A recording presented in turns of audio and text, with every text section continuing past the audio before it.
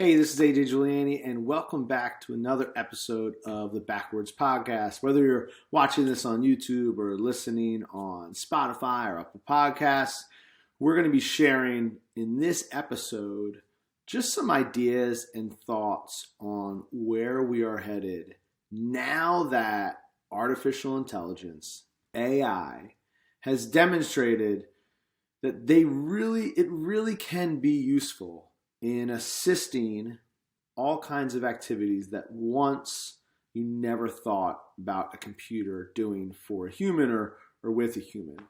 And the reason I'm bringing this up, I wrote a thread on Twitter about ChatGPT. And I'm not sure if you've heard about ChatGPT, but basically what ChatGPT is an open source. It was built by OpenAI, an open source, available to anyone for free, artificial intelligence platform that answers questions, answers prompts, follows directions for all kinds of things.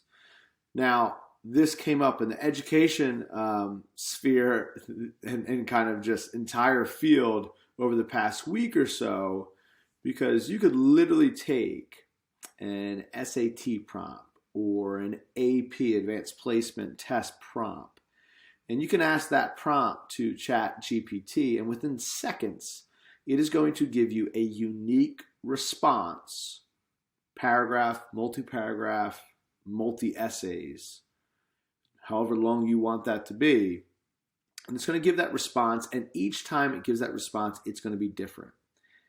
And what we've heard from college professors, high school teachers, the people that grade these types of, high stakes, big questions and essays, is that most of these responses would score the highest, a 5.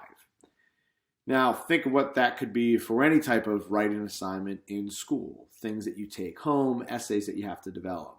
Not only are you going to be able to have help, right, giving you ideas, generating content that maybe you tweak, but also it could fully develop an essay, a writing prompt, an answer to any type of assignment that you may have. It's long been able to summarize content and apply what the summary is to an answer, but now it's kind of taken that a step further, and it's getting better and better. And so there was an article written inside Higher Ed. There was an article written in the New York Times about it. It has surpassed 1 million users in just 10 days. For example, that took Instagram 2 years to surpass 1 million users. It took Snapchat a full year to surpass 1 million users. And here we are, ChatGPT with 1 million plus users. I can't imagine what it is right now when you're listening or watching this. And so as someone who is a former English teacher and a current writer and blogger, an author, an entrepreneur, somebody who's doing a lot of this creative work, this really hits home. And we've seen it happen in other fields, right? I remember when Photomath came out, and you could take your phone and you could hover it over a math problem in a textbook or written down, and it would immediately on your phone show you the steps of the problem and the answer. And I remember the first time I demonstrated that and showed that to math teachers.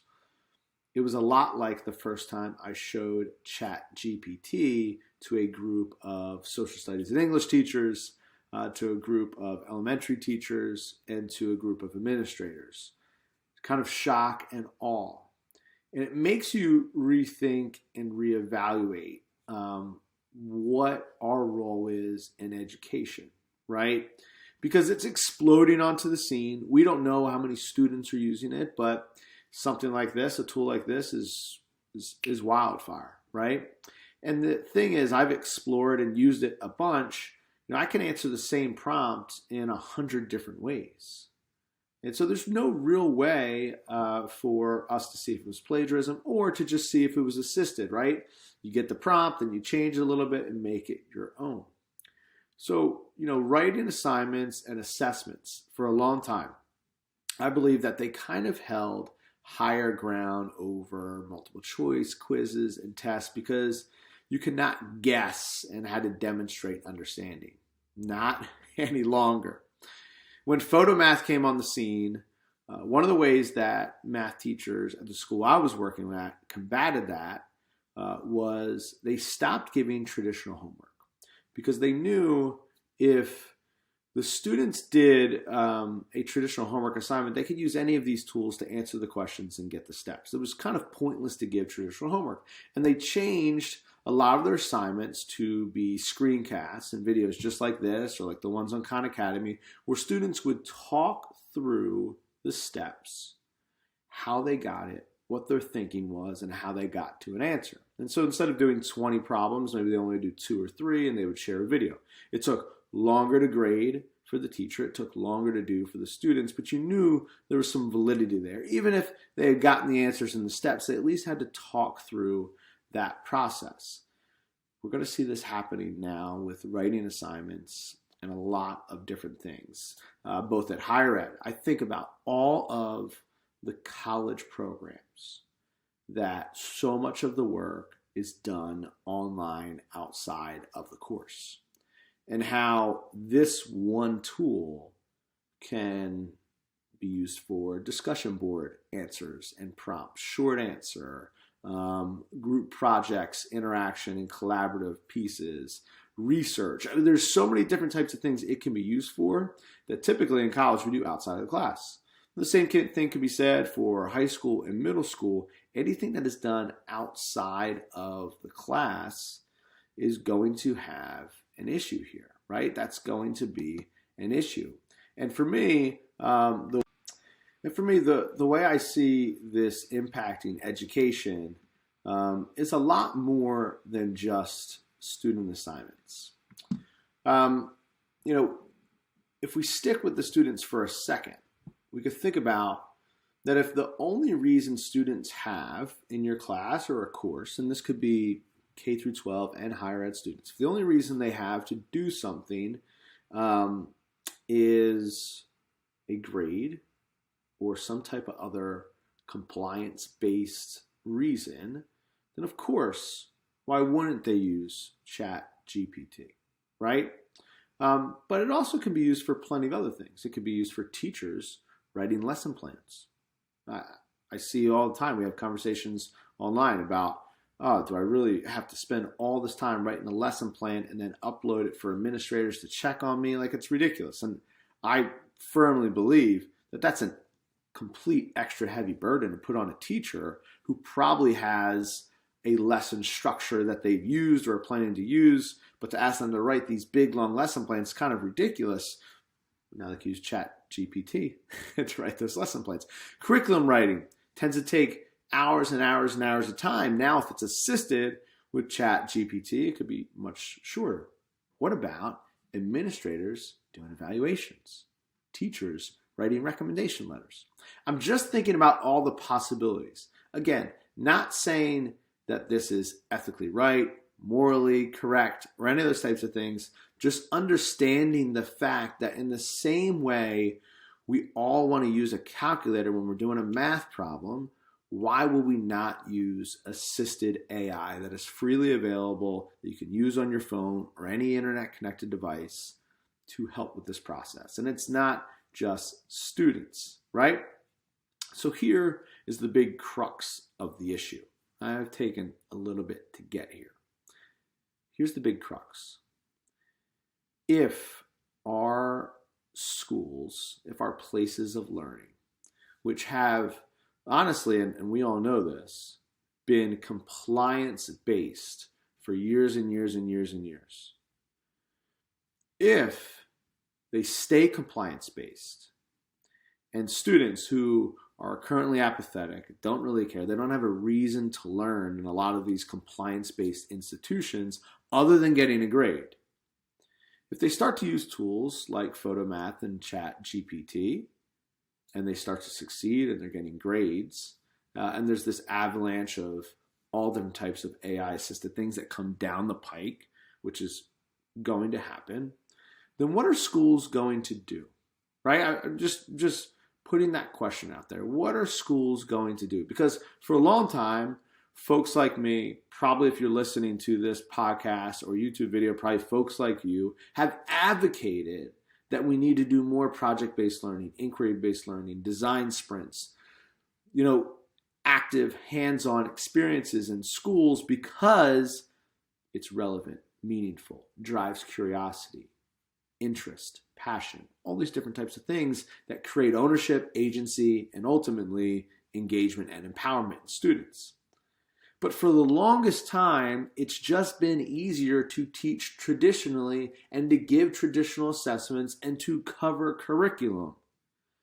Well, what if all of that goes out the window and none of it is valid anymore? All the traditional methods and practices that we've had are not valid because students have a way to completely go through those hoops, go through those compliance barriers with tools like ChatGPT and so many more that are already here or going to be coming. And so what's the next step? Are we finally going to say we need to focus on curriculum that's meaningful and relevant?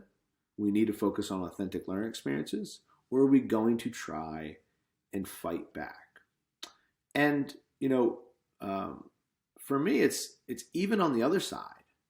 For the students and creatives that want to write, right? Think about people that are doing branding and marketing, content creation, ad copy, people beyond just doing like schoolwork. I think about somebody like me who likes writing blog posts and interacting online and creating content. Well, what if the AI can create better content much quicker and faster, obviously, than I ever could? Would I not adopt and embrace that as at least part of the strategy? What are our students and teachers and educators going to think? What are our parents going to think? This isn't some future reality. This is right now, right? This is right now. And so it's not meant to fearmonger. It's just a thought process every single one of us should be going through right now, especially if you work in schools, right? I want you to share this podcast or this video and share some of the links below with people that you work with and couch it around the idea of, hey, there's probably never been a better time to re-examine our practices and what we do than right now. When we think about when tools come along, right? For a long time, when we started using technology, I don't know if you remember this, but we used to use this kind of like terminology called SAMR, right? And so a lot of times technology would substitute what we were using, right? So you think about, we used to write up on the chalkboard with chalk, and then maybe an overhead projector came out, and we used to write on the overhead projector, but we could reuse those slides over and over again. And so that began to augment, right? And that is the A, substitute to augment, because it made it easier. We could keep those slides and put them on the overhead projector, right? And then, as we go to the M, which is modify, and if we go to the M, which is modify, all of a sudden we are having real modifications to what we are doing. So now, instead of a chalkboard to an overhead projector, now we are having a smartboard, right? And we're able to write on that. Multiple people are able to come up. And there's all these different types of tools and colors and different types of things that we can add to that. Now, what happens when we take that and we take it into projected content that is shared on, every single student's Chromebook or iPad or laptop in the classroom? And now that's a redefinition, right? That's a redefinition. So that's the SAMR kind of, model. But I feel like at the end of that is an E, and that's for eliminate. And oftentimes technology eliminates what we are normally doing. And there's been tons of times where technology has eliminated something that people are doing, right? The majority of folks in the country don't have to worry about taking care of a horse or everything that goes involved in that to go with transportation, right? The majority of people in our country don't have to worry about writing mail to connect with each other. And we can keep going on and on. And it's because of these things and transportation that have eliminated the need for some of the previous technologies or things that we're using. And so right now, we have to re-examine those practices, the things that we are doing, given the current state of advancement in all kinds of things, but especially in artificial intelligence. Should our curriculum look the way that it does, function the way that it does, in light of the world that we currently live in? Should our instruction look the way it does, function the way it does, in light of the situation that we're in right now? Should our assessment look the way it does and function the way it does in light of our current reality? These are the types of questions that we not only have to be asking, but we have to be discussing. And we have to be doing it beyond just our own school silos. It's great to have this conversation within your department. It's great to have the conversation within your school, your grade level, even your district. But we need to be having these conversations on a much wider and broader spectrum. Think of this. There's a student who still knows that in order to get into a top college, you have to get good grades. They can go to one private school that is project-based, design-based, inquiry-focused, has a high reputation. They can go to another school that is very traditional approach and also has a high reputation. Which is the easier track? If all you're looking to do is compliance and jump through hoops in order to get to your next stage, why would you not go to the traditional track, use things like ChatGPT, go throughout the process, get your spot, and worry about how things are changing there? This is the long game that we're talking about, and it's also impacting our short game right now. So as a thought experiment, I want you to think about how many things you do creatively every single day or every single week that could be replaced right now or in the very near future by some sort of AI-assisted tool. I went through this process and I wrote down about 30 different things that I do on a daily or weekly basis that my time would dramatically reduce if I was using a tool like ChatGPT, or I could completely replace the time that I spent doing something because of tools like that. Did this with a group of teachers, and we looked at the process. And there were so many ways it could benefit them in the creative work that they do. Then we did it as an empathy map with their students. We listed all the assignments, the lessons, the tasks that we give students on a daily or weekly basis. We said, how many of those could be dramatically impacted by AI-assisted technology? And the results were staggering.